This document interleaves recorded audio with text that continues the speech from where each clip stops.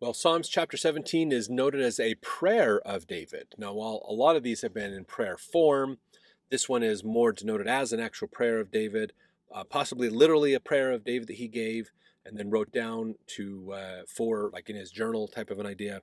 But gives us some good glimpses and ideas into David's thinking. And this is going to be a really good one. So he says here in verse 1, "Hear the right, O Lord, attend unto my cry, give ear unto my prayer that goeth not out of feigned lips."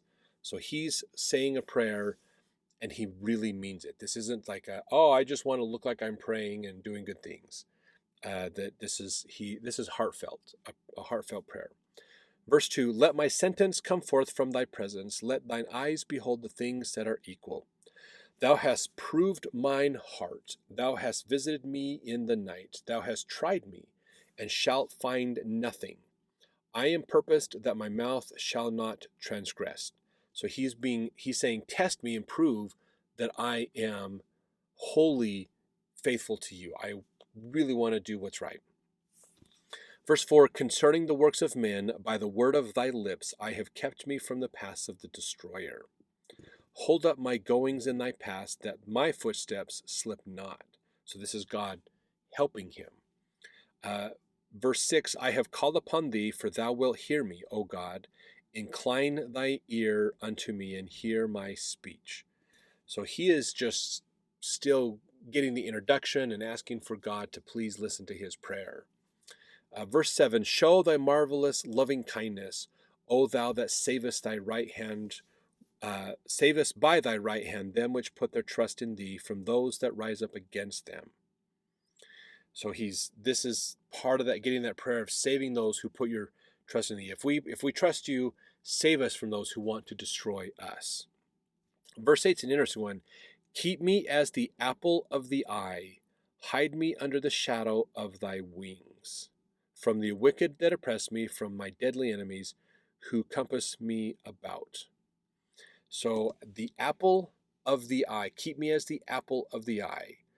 Really interesting phraseology in here. So apple is, to us, you are the apple of my eye, kind of comes from this idea, thinking of you're somebody who I want to see, somebody who I want to be with, that I revere and want to be around. Apple can actually also be translated in this instance to pupil. If you get back into the Hebrew words, pupil, but that doesn't make sense. Keep me as the pupil of the eye. That sounds kind of strange, but if you think about it, some believe that apple was also meaning the little man of the eye. So that's what they meant by pupil. Okay, the pupil is the center of your eye, basically. And so keep me as the little man of the eye. Why would you have a little man in your eye? Now, here's the thing to think about, and Jared Halverson in his podcast about the scriptures talks about this in his when he went through Psalms, that if you stand close enough to somebody, you will see your reflection in their eye. You will be a little person in their eye, in the reflection. So what he could be saying here is, allow me to stand so close to you, God, to be with you so much that I can see myself in your eyes. That's pretty close to stand next to them. So be right up with God, which goes along with what he says next. "Hide me under the shadow of thy wings." So keep me safe under your wing, so to protect me from the wicked, basically. In fact, verse 10, "They are enclosed in their own fat. With their mouth they speak proudly. They have now compassed us in our steps. They have set their eyes bowing down to the earth." So this is they believe in themselves. They've built up themselves for their own protection. They believe in their own efforts, basically. Verse 12, "Like as a lion that is greedy of his prey, as it were a young lion lurking in secret places. Arise, O Lord, disappoint him, cast him down, deliver my soul from the wicked, which is thy sword." So just like a lion, when a lion is lying in wait in the grasses, waiting for his prey to come closer so he can pounce on him, he's got confidence in he's going to he lay this trap and take out his enemy.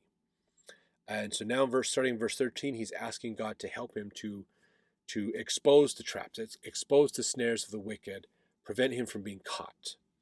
Verse 14, from men which are thy hand, O Lord, from men of the world, which have their portion in this life, and whose belly thou fillest with thy hid treasure, they are full of children, and leave the rest of their substance to their babes. As for me, I will behold thy face in righteousness. I shall be satisfied when I awake with thy likeness. So verse 14 is getting into this idea of helping him to realize that the people who are focusing on getting their rewards in this life, they're doing things not because they want to better their next life. They're doing things to better this life. Basically, they're focused on the worldly things and not the spiritual things. And then verse 15, he says, I, however, am not focusing on the worldly things. I focus on spiritual things. I want to have your countenance. I want to be with you in heaven. So this is getting into resurrection and coming forth, basically. So let's jump in the next chapter to see more about these stories from King David.